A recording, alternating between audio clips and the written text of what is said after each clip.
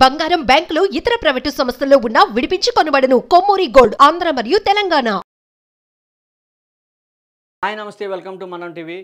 ఇప్పుడే breaking news ఏంటంటే, అందరికీ సుపరిచితులైన ప్రసాద్ బెహ్రా జూబ్లీస్ పోలీస్ స్టేషన్లో అరెస్ట్ చేశారు. 14 రోజులు రిమాండ్కు కోర్టు అయితే విధించిందని తెలుస్తోంది.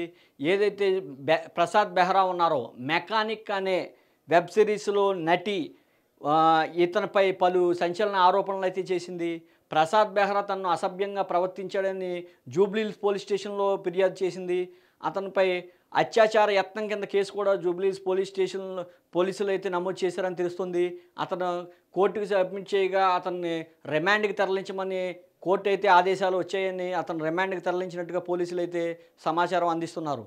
అదేవిధంగా ప్రసాద్ బెహ్రా చూసుకుంటే ఇప్పుడిప్పుడే గతంలో పెళ్లి సందడి ఇటువంటి వెబ్ సిరీస్లో తనకంటూ ఒక ప్రత్యేక గుర్తింపు, ప్రత్యేక పేరు తెచ్చుకుని తనకంటూ ఒక అభిమాన గణాన్ని అయితే సృష్టించుకున్న ప్రసాద్ బెహ్రా అటు సోషల్ మీడియాలో అతనుకు ఇన్ఫ్లుయెన్సర్గా కానీ అతనికి ఒక మంచి ఫాలోయింగ్ అన్న వ్యక్తిగా అయితే మనం చెప్పుకోవచ్చు. ఇప్పుడిప్పుడే గతంలో ఇప్పుడు కమిటీ కుర్రాళ్ళు అనే చలనచిత్రంలో కూడా ఇతను నటించిన వ్యక్తి. ఇతనికి ఆ సినిమా ద్వారా మంచి పేరు అయితే లభించింది. అటువంటి వ్యక్తి కరెక్ట్గా ఇటు ఎదిగే సమయంలో ఇటువంటి లైంగిక వేధింపుల కేసుల్లో ఇరుక్కోవడం అనేది అతని కెరియర్కి మైనస్గా అయితే చెప్పుకోవచ్చు. అదేవిధంగా ప్రసాద్ బెహ్రా ఎవరైతే ఉన్నారో అతను ఇప్పుడు రానున్న చలనచిత్రాల్లో కూడా అతనికి క్యారెక్టర్ అయితే ఇవ్వడం జరిగిందని నటిస్తున్నారని, కెరియర్ పీక్ స్టేజ్లో ఉండగా ఈ రకంగా లైంగిక వేధింపులు గురి కావడం కుటుంబ సభ్యులు అయితే బాధాకరమని వారు చెప్తున్నట్టుగా తెలుస్తోంది.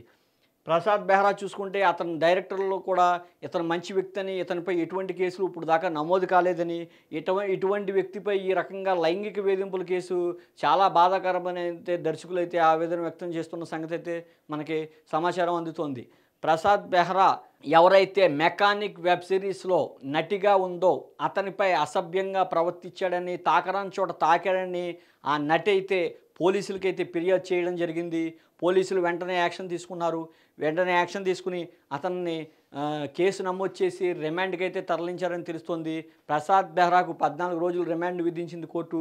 ప్రసాద్ బెహ్రాకు 14 రోజుల తర్వాతే బెయిల్ పిటిషన్ దాఖలు చేసుకునే అవకాశం ఉంటుంది తప్ప ముందు ఎటువంటి బెయిల్ రాదని అయితే క్లియర్ కట్గా తెలుస్తోంది.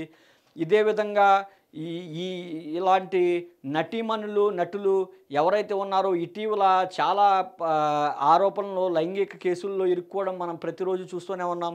గతంలో పోల్చుకుంటే షణ్ముఖ్ కానీ, అంతకుముందు మరొక వ్యక్తి శ్రీకాంత్ కానీ, అలాగా జానీ మాస్టర్ కానీ, ఇలాగా పలువురు సినీ ప్రముఖులు కూడా ఇలాంటి లైంగిక కేసుల్లో ఇరుక్కోవడం అనేది పరిపాటిగా మారిందని చెప్పుకోవచ్చు.